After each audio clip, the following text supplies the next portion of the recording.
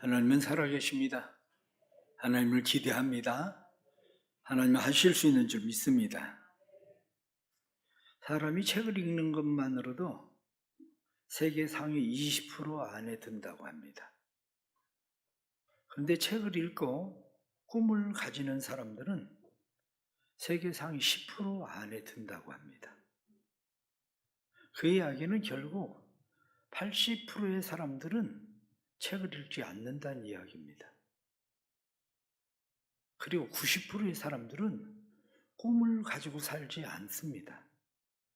매일매일의 삶에 급급하고 오늘의 문제에 매몰되어서 그냥 살아갑니다. 꿈을 가지고 사는 것만으로 충분하지는 않습니다. 꿈을 가지고 노력하며 살아가는 사람들, 그래서 성공했다고 하는 사람들, 그 사람들은 상위 1%에 드는 사람들입니다. 한편으로 생각하면 우리가 책을 읽고 꿈을 가지고 그리고 열심히 노력하고 사는 일, 누구에게나 쉬운 건 아닙니다. 왜냐하면 99%의 사람들이 별로 쉬운 일이 아니기 때문이죠. 그러나 우리는 이것이 전부가 다가 아니라는 사실을 압니다. 왜냐하면 우리는 할 수 없어도, 우리에겐 가능성이 없어도 하나님은 하실 수 있다는 걸 우리는 믿기 때문입니다. 우리는 첫 주에 천지를 창조하신 하나님에 대해서 말씀을 드렸습니다. 천지를 창조하신 하나님, 무에서 유를 만드시고 아름답지 못하던 것을 아름답게 바꾸시는 그 하나님, 그분은 천지의 창조의 하나님, 하나님이 계시기에 우리는 희망이 있습니다. 그런데 희망이 있는 우리에게 단순히 희망만을 주는 것이 아니라 하나님은 성령을 보내주십니다. 성령을 보내주시는 이유는 성령은 너희들로 하여금 꿈을 꾸게 한다고 말씀한 것처럼 우리로 하여금 꿈꾸게 하고 성령의 새 바람으로 사람이 도저히 할 수 없는 에스겔 골짜기의 마른 뼈들이 살아나게 하고 두 개가 하나가 될 수 있는 상황이 전혀 아닌데 멸망을 당해서 나라가 완전히 사라져 버렸는데 하나님께서는 그 나라를 일으키셔서 하나 되게 하시고 회복시키시겠다고 꿈을 주십니다. 그런데 그 꿈을 주신 하나님께서 바벨론을 페르시아가 정복합니다. 페르시아가 정복하고 페르시아의 첫 번째 왕인 고레스가 유다 백성들은 각기 고국으로 돌아가라. 고국으로 돌아가서 너희의 무너진 성전을 건축해라.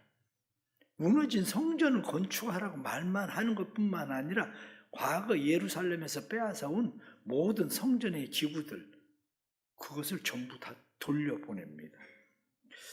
생각하면 일어날 수도 없는 일이 그들의 삶에 실제로 일어나는 일이 된 거죠. 그런데 하나님의 말씀을 들은 이스라엘 백성들은 70년이 차면 하나님이 우리를 돌아가게 하시겠다고 하셨는데 우리 무엇을 해야 되나? 그때서야 그들이 유대 땅에서 살 때는 하나님의 말씀을 무시하고 살던 백성들이 하나님의 말씀에 집중하기 시작합니다. 하나님의 말씀을 연구하기 시작합니다.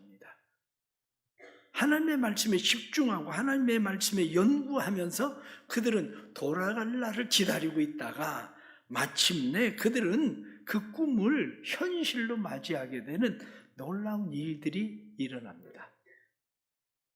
세상에는 꿈을 꾸는 사람들이 있습니다. 꿈을 꾸는 사람 가운데에 우리가 잘 알고 있는 사람은 요셉이라는 사람입니다. 요셉이 꿈을 꾸었는데 해와 달과 별들이 자기를 향해서 절하는 꿈을 꿉니다. 볕단들이 자기를 향해서 절하는 꿈을 꿉니다. 그러면서 요셉이 이야기하기를 제게 그렇게 절할 날이 올 겁니다.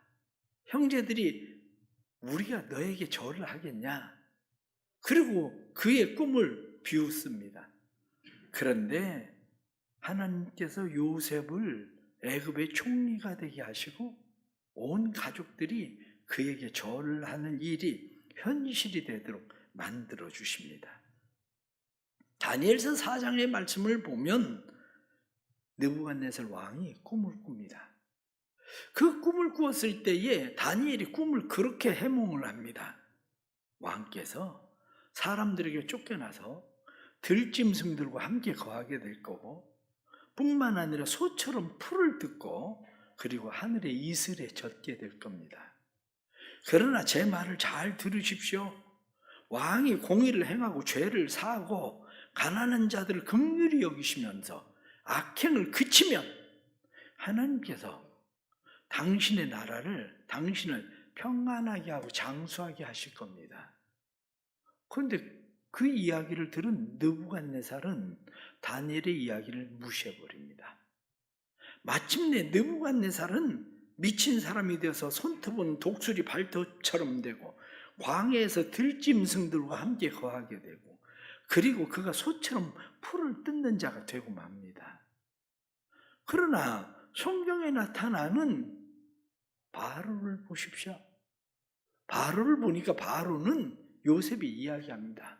7년 풍년이 들고 7년 흉년이 들 겁니다. 그러니까 그 이야기를 들은 바로는 내가 어떻게 해야 될지 잘 모르겠다. 그러니까 네가 총리가 돼서 이 나라를 이끌어줘라. 그래서 7년 풍년이 들었을 때 많은 곡식들을 전부 다 저장을 하게 됩니다. 대대적으로 저장을 하고 그러는 동안 사람들은 도대체 나라가 왜 저 난리지? 그 생각을 합니다. 그러다 7년 흉년이 들기 시작하니까 온 애굽의 사람들이 자기의 땅들을 바로에게 다 팔아버립니다. 그래서 온 나라의 땅들을 바로가 곡식을 주고 다 사버리죠.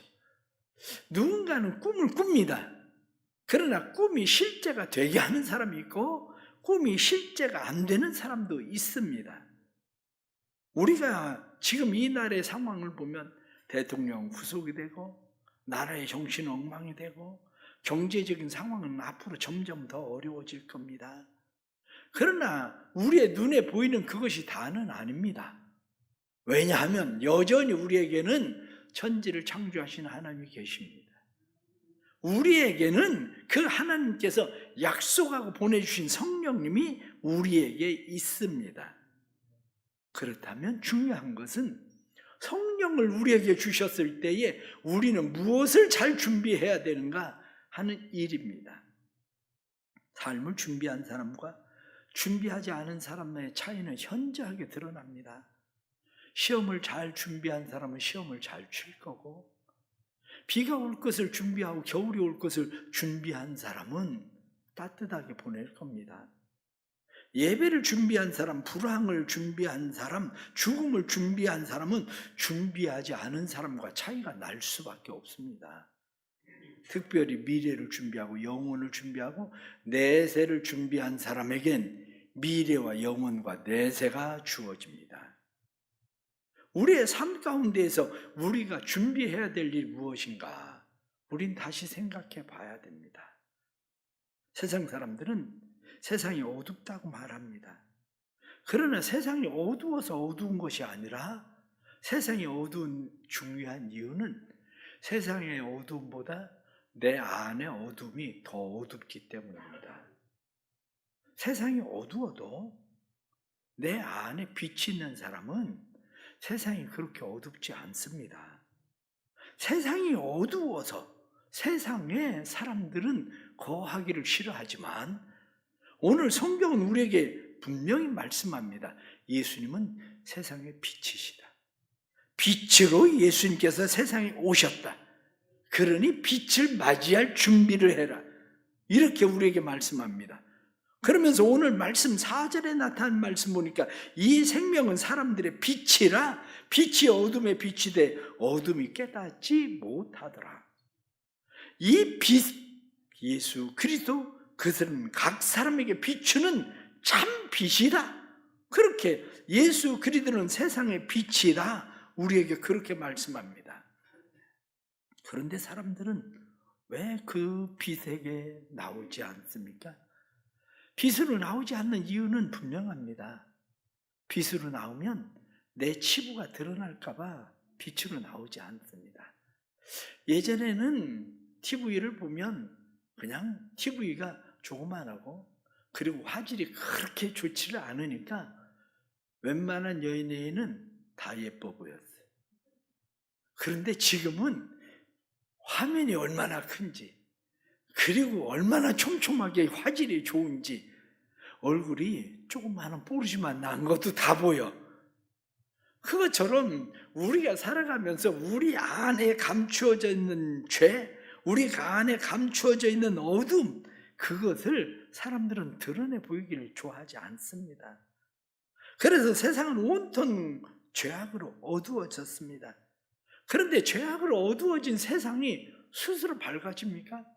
그렇지 않습니다. 내 옷이 더러워졌다고 해서 그 옷을 옷걸이에 걸어서 옷장에 걸어놓는다고 해서 옷이 깨끗해지는 건 아닙니다.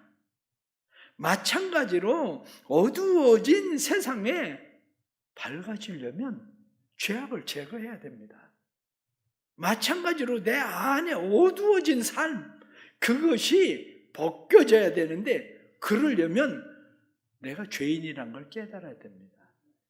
내가 죄인이라는 것을 깨닫고 빛 가운데로 나와야지 내 죄를 감추려고 하면 할수록 우리는 점점 더 어둠으로 빨려 들어가게 되어 있습니다. 아담과 하와는 선악과를 따먹었습니다.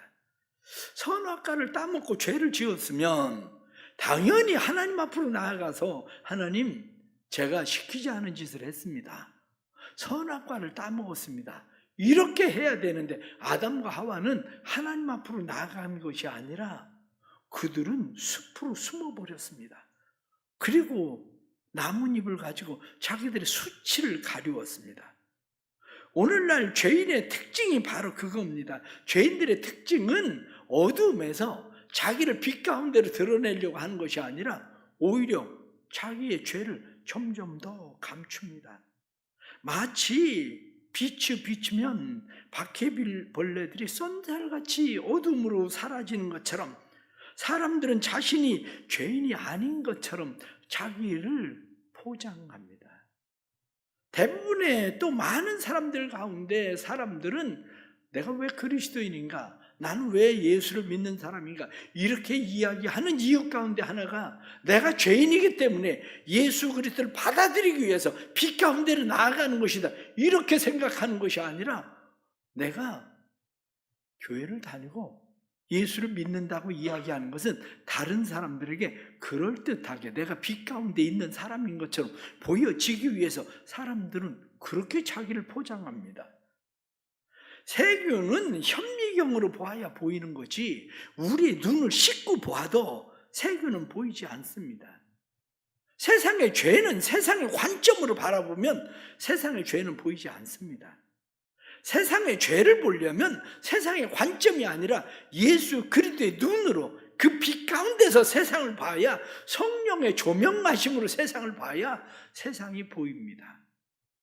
성령이 우리에게 오시면 성령은 죄에 대하여, 의에 대하여, 심판에 대하여 너희에게 알게 할 것이다. 이렇게 말씀한 것처럼 성령 받지 않고는, 성령의 조명이 없이는 우리는 세상을 밝히 볼 수가 없습니다.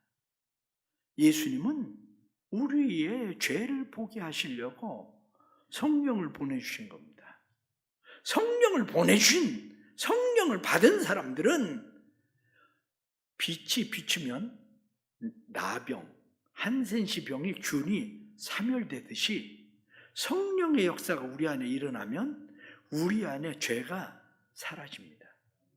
예수 그리스도의 십자가의 빛, 십자가의 열기, 십자가의 보혈, 그 십자가의 능력으로 우리의 모든 죄는 사함을 받고 예수 안에서 깨끗하게 되는 것입니다. 예수님은 세상에서 죄를 제거하기 위해서 십자가 못 박혀 죽으셨고, 누구든지 예수 그리스도의 십자가를 믿고 의지하는 사람들에게 예수 그리스도의 십자가의 보혈로 깨끗하게 하는 은혜를 주십니다. 그러나 오늘날 왜 사람들은 큰 교회를 좋아할까요?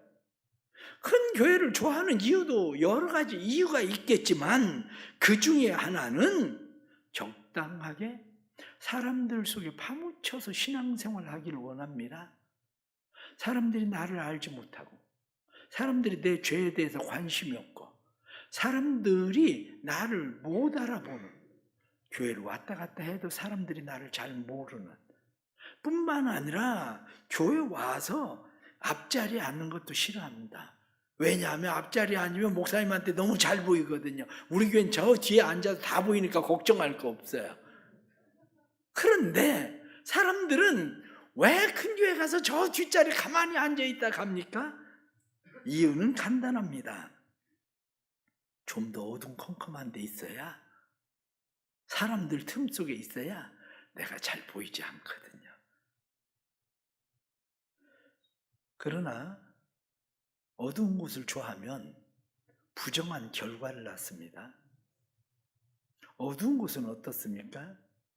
곰팡이가 낍니다. 어두운 곳은 이끼가 낍니다. 어두운 곳은 벌레가 꼬입니다. 마찬가지로 우리의 심령에 내 죄를 하나님 앞에 고하고 예수 그리스도의 성령의 빛으로 조명하지 않으면 우리의 심령 가운데 곰팡이가 낍니다. 이끼가 자랍니다. 뿐만 아니라 우리 안에 벌레들, 죄악이 꼬이기 시작합니다. 우리 사랑하는 성도들이 예수 그리스도의 생명의 빛 가운데로 나오기를 축복합니다. 빛이신 예수 그리스도, 그분이 우리에게 얼마나 중요한지.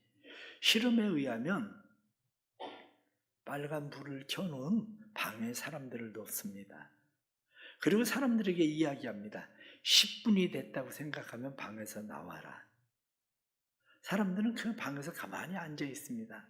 스스로 10분이라고 생각하고 방에서 나옵니다. 그런데 거의 한결같이 10분 전에 사람들이 나옵니다. 그런데 파란색 조명을 해놓은 방에 사람들을 넣습니다. 그리고 10분이 되었다고 생각하거든 나와라. 그리고 이야기하면 사람들은 10분이 지나서 나옵니다. 색이라는 빛이라는 것은 그렇게 중요합니다. 그래서 실제로 실험한 것은 푸른 빛이 나는 가로등을 하면 범죄가 줄어듭니다. 우리 교회 십자가 밑에 왜 제가 파란 불을 킨지 아십니까? 빨간 불을 켜면 왔다가 빨리 나갈까 봐. 그래서 파란 불을 켜면 아직 10분이 안 된 것 같은데, 5분이 안 된 것 같은데, 그래 좀 더 앉아있게 하려고 제가 일부러 파란 불을 킨 겁니다. 우리가 신앙생활을 하면서도 마찬가지입니다. 예수 그리스도 앞에 있는 우리가 예수 그리스도의 빛 가운데 있으면 세상은 밝아 보입니다. 우리는 세상의 빛이 됩니다. 그래서 어두운 세상을 점점 더 밝게 만드는 그리스도의 빛된 삶을 살아가는 일들이 생깁니다. 그래서 성경은 우리에게 말씀합니다. 너희는 세상의 빛이니. 그렇습니다. 예수 그리스도의 빛을 받은 사람들이 세상에 빛되는 은혜가 있기를 축복합니다. 그러기 위해서 자기의 죄를 자백하십시오. 만일 우리가 우리 죄를 자백하면 하나님은 미쁘시고 의로우사 모든 불의에서 우리를 깨끗게 하실 것이요 하고 말씀하신 것처럼 예수 그리스도의 빛이 우리 안에 조명되게 하는 방법은 나는 죄인입니다. 주님의 빛이 필요합니다. 그것이 우리에게 필요한 겁니다. 죄인임을 고백하고 주님 앞에 나아가는 은혜가 있기를 축복합니다. 뿐만 아니라 예수님은 우리에게 생명을 주러 오셨습니다. 우리는 그 생명을 받을 준비를 해야 됩니다. 4절 말씀 보니까 그 안에 생명이 있었으니 이렇게 말씀합니다. 그 안에 생명이 있다. 하나님이 그 아들에게 생명을 주신 것과 그 생명이 있는 자에게는 하나님의 아들이 된다는 것입니다. 그래서 하나님께서 그 아들 안에 영생을 주셨다. 아들이 있는 자에게는 생명이 있고 영생이 있고 아들이 없는 자에게는 생명이 없느니라. 내 안에 예수 생명이 있습니까? 바로 그것이 중요합니다. 내 안에 예수 생명을 받으려면 내가 죽은 자라는 사실이 인정돼야 됩니다. 내가 예수 믿고 나서 내 삶의 변화가 일어났는지 일어나지 않았는지 스스로 생각을 해보십시오. 내가 예수를 믿고 나서 구원받고 하나님의 자녀가 되었음에도 불구하고 옛날이나 지금이나 내가 똑같다. 그 사람은 뭔가 다시 생각을 해야 됩니다. 내가 예수 그리스도의 생명을 받고 나면 내 삶의 내용이나 모양이나 속성이나 질이나 색깔이나 내 삶의 모든 것이 달라집니다. 누군가가 병원에 갔다가 죽을 뻔하고 살아나서 태어나면 가족들이 다르게 보입니다. 가족들이 사랑스럽게 보이고 내 직장이 소중하게 보이고 교회가 얼마나 은혜스러운지 사랑스러운지 달라집니다. 우울증을 앓던 교인이 성경 공부를 하고 나서 하던 이야기가 그런 이야기합니다. 목사님, 제가 다니는 이 길에 늘 꽃이 이렇게 펴 있는데 지금까지 이 꽃을 본 적이 없어요. 그런데 꽃이 얼마나 아름다운지 몇 년째 여기에 꽃이 계절마다 꽃이 피었는데 저는 이 꽃이 눈에 들어와 본 적이 없어요. 하늘의 별들이 얼마나 아름다운지 저는 하늘의 별들이 지금같이 이렇게 아름답게 보여본 적이 없어요. 왜 그렇습니까? 우울증이 사라지고 나니까 꽃이 보이고 별들이 보이고 우리 안에 예수 생명이 들어오고 나면 우리는 달라 보입니다. 성경은 죄와 허물로 죽었던 너희를 살리셨도다 이렇게 말씀한 것처럼 죄와 허물로 죽었던 내가 예수 그리스도의 생명이 들어와서 살아나면 우리의 삶은 달라진다는 겁니다. 아들이 있는 자에게 생명이 있고 아들이 없는 자에게 생명이 없다. 그래서 오늘 성경 말씀은 12절 말씀에 영접하는 자 곧 그 이름을 믿는 자들에겐 하나님의 자녀가 되는 권세를 주셨으니 그렇습니다. 예수 그리스도를 영접하면 하나님의 자녀가 되고 그 자녀됨의 생명이 우리 안에 있으면 우리의 삶은 달라지는 겁니다. 미국의 오클라호마에 살고 있는 로이스 영과 캐리 영이라는 부부가 있었습니다. 결혼한 지 8년이 되었는데 그들에게 희소식이 생겼습니다. 임신을 했다는 거예요. 임신 소식을 듣고 얼마나 감사한지, 아이가 뱃속에서 무럭무럭 잘 자라고 있는지 어느 날 아기를 위해서 초음파 사진을 찍었습니다. 그런데 대기실에서 기다리고 있는데 의사가 어두운 표정을 지으면서 부부에게 걸어왔습니다. 한동안 말을 잇지 못하고 머뭇머뭇거리고 있습니다. 부부는 무슨 일이 있나 보다. 그리고 의사에게 이야기했습니다. 무슨 일인지 사실대로 저희에게 말해주세요. 의사가 머뭇거리더니 하는 말이 유감입니다만 아이가 뇌가 없습니다. 그 소리를 듣는 순간 청천벽력 같은 소리에 두 부부는 눈물을 터뜨렸습니다.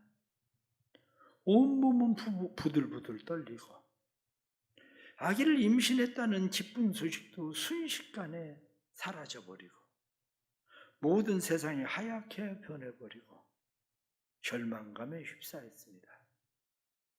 주체할 수 없는 슬픔과 상실감에 몸을 가누지 못하고 있었습니다.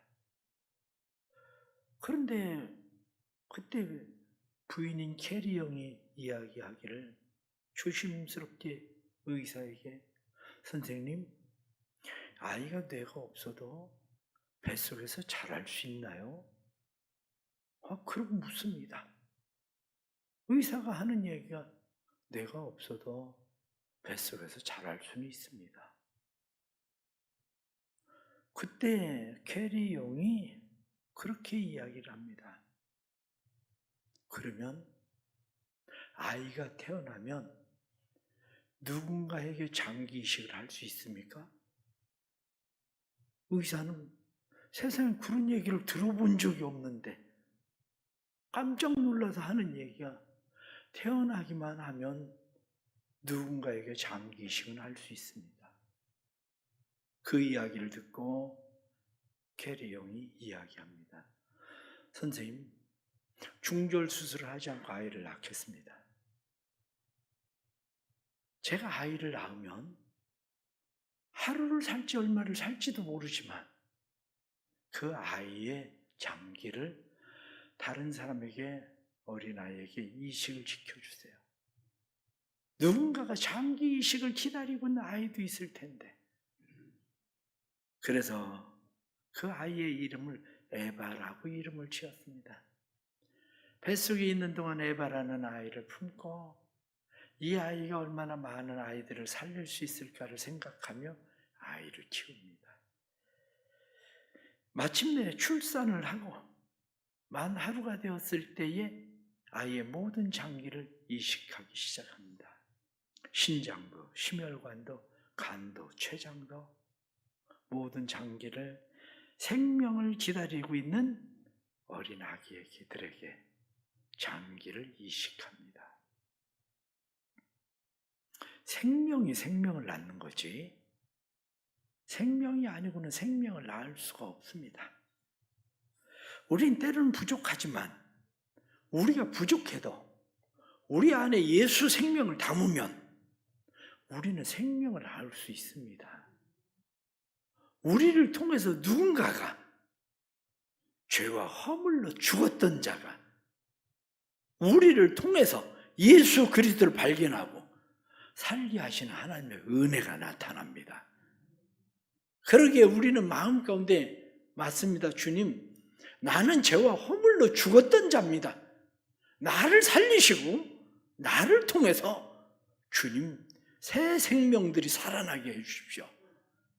또 다른 죄와 허물로 죽었던 자들이 살게 해주십시오. 그리고 준비하는 마음들이 우리에게 필요합니다. 또 다른 하나는 주님 앞에 설 준비를 해야 됩니다. 주님은 우리에게 생명을 주러 오셨지만 생명을 주러 오신 것뿐만 아니라 주님은 우리의 심판주로 오십니다. 세례 요한은 예수 그리스도는 세상에 온 참 빛이다 이렇게 말하는 것뿐만 아니라 회개하라 천국이 가까웠느니라, 도끼가 이미 나무 뿌리 밑에 놓였으니 회개하지 않는 자들마다 이와 같이 찍혀서 불에 던지리라, 그렇게 말합니다. 과수원에 누가 관상수를 심겠습니까? 관상수는 정원에 심습니다. 전쟁을 하는 바다에 누가 유람선을 띄우겠습니까? 전쟁을 하는 바다에는 군함을 띄웁니다. 예수님께서 우리에게 생명을 주시고 예수님께서 우리에게 빛을 주시는 이유는 우리로 하여금 유람선이 되라고 말씀하는 건 아닙니다. 선한 일에 열심 있는 자가 되게 하기 위해서, 구원받는 것은 우리의 힘이나 노력이나 열심으로 된 것이 아니지만 구원받은 사람들이 선한 일을 위하여 구원받은 하나님의 친백성으로 열심을 내서 살게 하기 위해서 우리를 구원하셨다는 것입니다. 5절 말씀에 빛이 어둠에 빛이 되어 어둠이 깨닫지 못하더라. 어둠이 깨닫지 못하는 가운데에 너희의 착한 행실을 통해서 그들에게 빛을 비추라는 겁니다. 예수님은 우리에게 분명히 내가 곧 길이요 진리의 생명이니 나로 말미암지 않고는 아버지께로 올 자가 없다 말씀하십니다. 그 예수님이 말씀으로 세상에 오셔서, 말씀으로 세상에 오신 예수님께서, 천지를 창조하신 예수님께서 병든 사람을 말씀으로 고치시고 귀신을 말씀으로 쫓아내고 바람과 파도를 말씀으로 잔잔하게 하고 오병이어의 기적을 말씀으로 행하시고 죽은 자를 말씀으로 일으키십니다. 그 주님께서 보라 새 것이 되었도다 하고 우리를 새 것으로 만드신 것뿐만 아니라 우리를 통해서 누군가에게 새 힘을 주고 열매 있는 삶을 살게 하시는 은혜를 베풀어 주십니다. 우리가 그것을 볼 수 있어야 됩니다. 사도 바울은 그것을 본 사람입니다. 사도 바울은 길 대신 예수 그리스도를 보았고 아브라함과 다윗의 자손 예수 그리스도의 세계라 이렇게 말씀하신 그 세계를 본 사람입니다.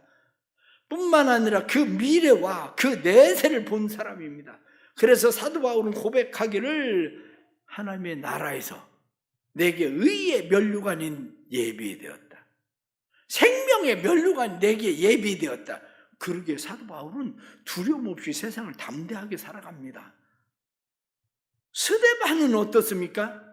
스데반이 돌에 맞아서 죽지만 스데반도 분명하게 보였습니다. 하늘이 열리고 하나님의 보좌에 앉으신 그분이 보이고 보좌 우편에 서신 예수 그리스도를 보았다. 그렇습니다. 우리가 이 세상에서 중요한 것은 세상에서 얼마나 성공하고 얼마나 잘 사느냐의 문제가 아닙니다. 이 세상에서 성공과 잘 사는 것의 문제가 아니라 우리의 운명, 우리의 미래, 우리의 내세, 그것이 어떻게 되는 것인가. 다시 오실 예수 그리스도께서 우리에게 오실 때에 우리는 그 앞에 어떻게 설 수 있는 사람들이 될 것인가. 바로 그것이 우리에겐 중요한 겁니다. 그래서 준비해야 됩니다. 주님 앞에 설 준비를 해야 됩니다.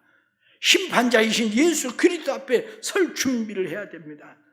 생명의 근원 되시는 예수 그리스도, 나의 구주이신 예수 그리스도, 다른 길은 없다는 것을 우리가 깨닫고 예수 그리스도만이 우리에게 빛이요 생명이요 뿐만 아니라 예수 그리스도만이 우리가 이 세상을 살아갈 이유와 목적이 된다는 사실을 깨닫는 겁니다. 하나님께서 우리에게 이 은혜를 베풀어 주시길 바랍니다.